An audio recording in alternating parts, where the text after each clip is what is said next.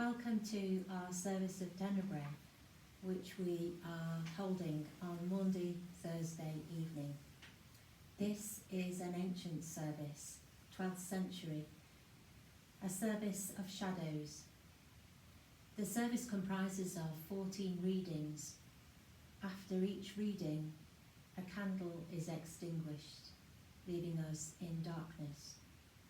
And the readings will take us through the last few hours of Jesus' life on earth. God is light, in whom there is no darkness at all.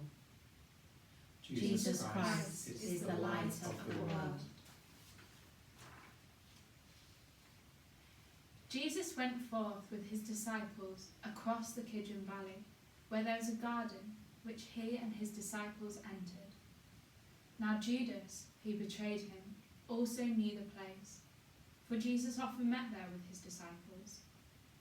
So Judas, procuring a band of soldiers and some officers from the chief priests and the Pharisees, went there with lanterns and torches and weapons. Then Jesus, knowing all that was to befall him, came forward and said to them, "Whom do you seek?" They answered him, "Jesus of Nazareth." Jesus said to them, "I am he." Judas, who betrayed them, was standing with them. When he said to them, "I am he," they drew back and fell to the ground. Again he asked them, "Whom do you seek?" And they said, "Jesus of Nazareth." Jesus answered, "I told you that I am he, so if you seek me, let these men go." This was to fulfill the word which he had spoken. "I did not lose a single one of those whom you gave me." Then Simon Peter, having a sword, drew it and struck the high priest's slave and cut off his right ear. The slave's name was Malchus. Jesus said to Peter, "Put your sword into its sheath. Shall I not drink the cup which the Father has given me?"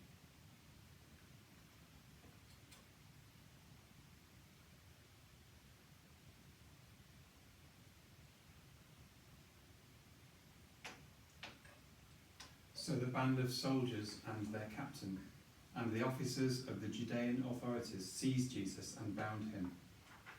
First they led him to Annas, for he was the father-in-law of Caiaphas, who was high priest that year. It was Caiaphas who had given counsel to the religious authorities that it was expedient that one man should die for the people.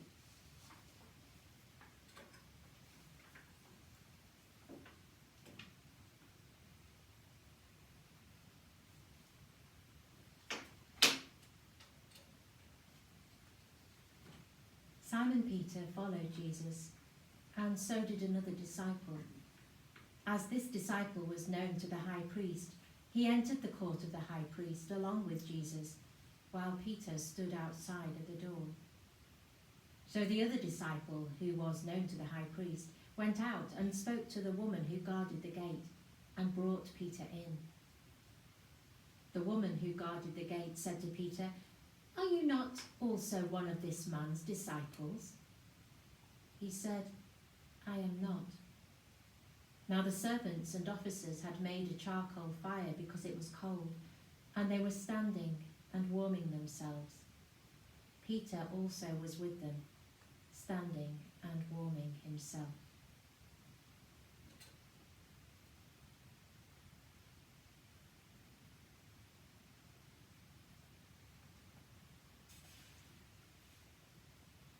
The high priest then questioned Jesus about his disciples and his teaching. Jesus answered him, "I have spoken openly to the world. I have always taught in synagogues and in the temple, where all Jewish people come together. I have said nothing secretly. Why do you ask me? Ask those who have heard me what I said to them. They know what I said." When he had said this, one of the officers standing back struck Jesus with his hand, saying, "Is that how you answer the high priest?" Jesus answered him, "If I have spoken wrongly, bear witness to the wrong. But if I have spoken rightly, why do you strike me?" Annas then sent him bound to Caiaphas, the high priest.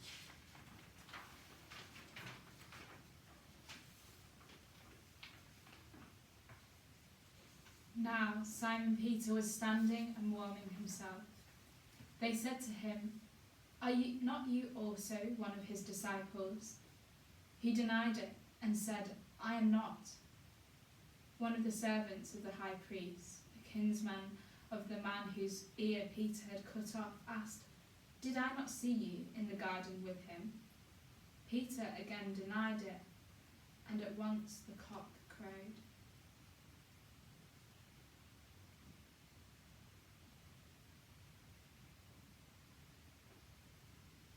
Then they led Jesus from the house of Caiaphas to Pilate's headquarters. It was early. They themselves did not enter the headquarters, so that they might not be defiled, but might eat the Passover. So Pilate went out to them and said, "What accusation do you bring against this man?" They answered him, "If this man were not an evildoer, we would not have handed him over." Pilate said to them, "Take him yourselves and judge him by your own law." The religious authorities said to him, "It is not lawful for us to put any man to death."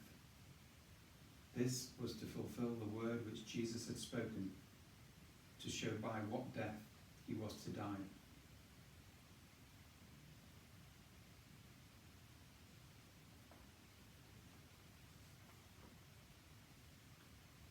Pilate entered the headquarters again and called Jesus and said to him, "Are you the king of the Jews?" Jesus answered, "Do you say this of your own accord, or did others say it to you about me?" Pilate answered, "Am I a Jew? Your own nation and the chief priests have handed you over to me. What have you done?" Jesus answered, "My kingship is not of this world. If my kingship were of this world, my servants would fight, that I might not be handed over to the religious authorities. But my kingship is not from the world." Pilate said to him, "So you are a king?" Jesus answered, "You say that I am a king. For this I was born, and for this I have come into the world, to bear witness to the truth. Everyone who is of the truth hears my voice." Pilate said to him, "What is truth?"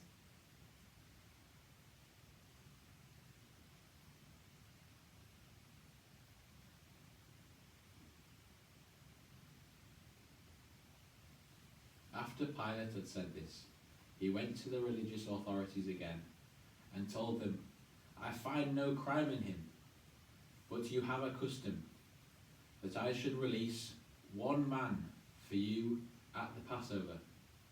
Will you have to release me for you, the King of the Jews?"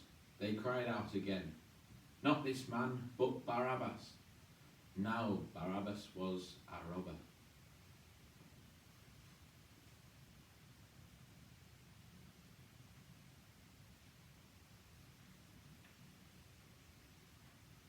Then Pilate took Jesus and scourged him, and the soldiers plaited a crown of thorns and put it on his head, and arrayed him in a purple robe. They came up to him, saying, "Hail, King of the Jews," and struck him with their hands. Pilate went out again and said to them, "See, I am bringing him out to you, that you may know that I find no crime in him." So Jesus came out, wearing the crown of thorns and the purple robe. Pilate said to them, "Behold the man." When the chief priests and the officers saw him, they cried out, "Crucify him! Crucify him!" Pilate said to them, "Take him yourselves and crucify him, for I find no crime in him." The religious authorities answered him, "We have a law, and by that law he ought to die, because he has made himself the Son of God." When Pilate heard these words, he was the more afraid. He entered the headquarters again and said to Jesus, "Where are you from?" But Jesus gave no answer. Pilate therefore said to him, "You will not speak to me? Do you not know that I have power to release you and power to crucify you?" Jesus answered him, "You would have no power over me unless it had been given you from above. Therefore he who delivered me to you has the greater sin."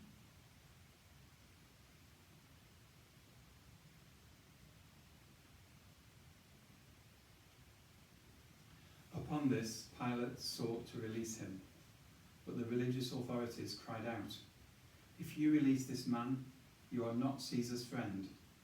Everyone who makes himself a king sets himself against Caesar." When Pilate heard these words, he brought Jesus out and sat down on the judgment seat at a place called the Pavement, and in Hebrew, Gabbatha. Now it was the day of preparation of the Passover. It was about the 6th hour. He said to the religious authorities, "Behold your king." They cried out, "Away with him, crucify him." Pilate said to them, "Shall I crucify your king?" The chief priests answered, "We have no king but Caesar." They handed him over to them to be crucified.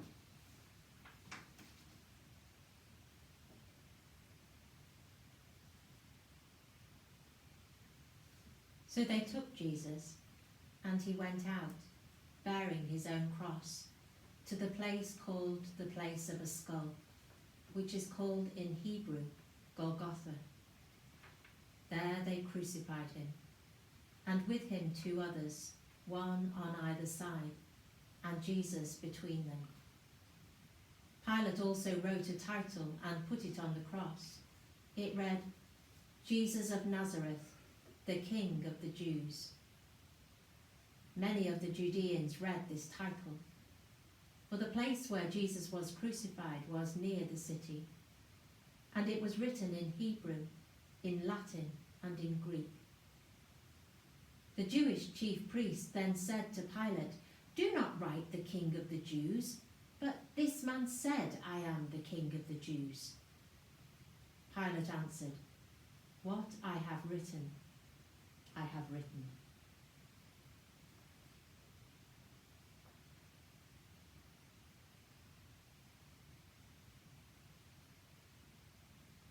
When the soldiers had crucified Jesus, they took his garments and made 4 parts, one for each soldier, also his tunic. But the tunic was without seam, woven from the top to bottom. So they said to one another, "Let us not tear it, but cast lots for it to see whose it shall be." This was to fulfill the scripture, "They parted my garments among them, and for my clothing they cast lots."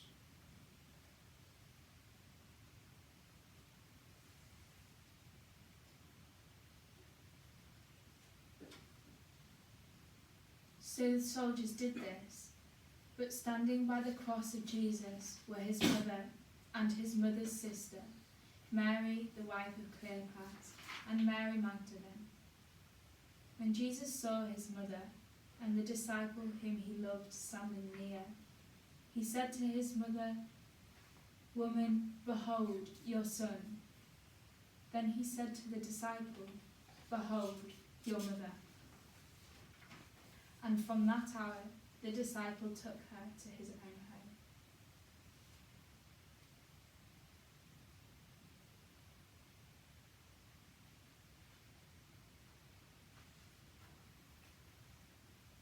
After this, Jesus, knowing that all was now finished, said to fulfill the scripture, "I thirst." A bowl full of vinegar stood there. So they put a sponge full of the vinegar on hyssop and held it to his mouth. When Jesus had received the vinegar, he said, "It is finished." And he bowed his head and gave up his spirit.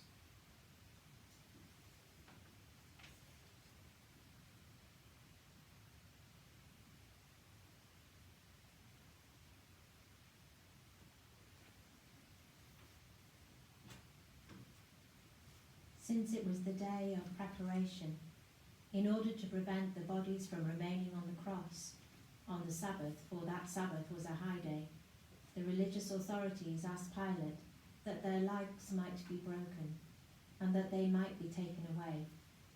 So the soldiers came and broke the legs of the first and of the other who had been crucified with him. But when they came to Jesus and saw that he was already dead, they did not break his legs. But one of the soldiers pierced his side with a spear, and at once there came out blood and water. He who saw it has borne witness. His testimony is true, and he knows that he tells the truth, that you also may believe. For these things took place that the scripture might be fulfilled. Not a bone of him shall be broken. And again, another scripture says, they shall look on him whom they have pierced.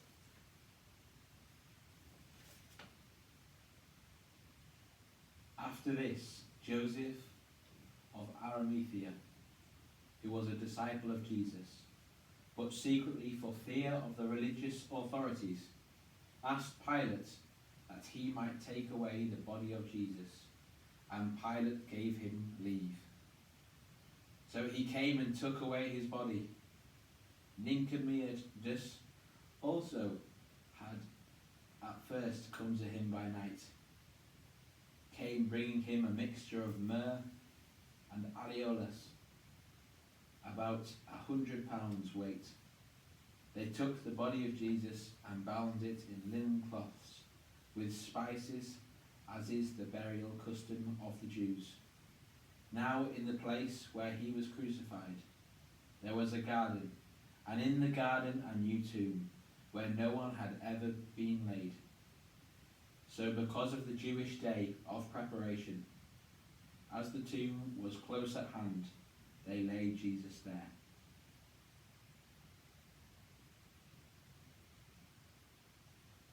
Go in peace.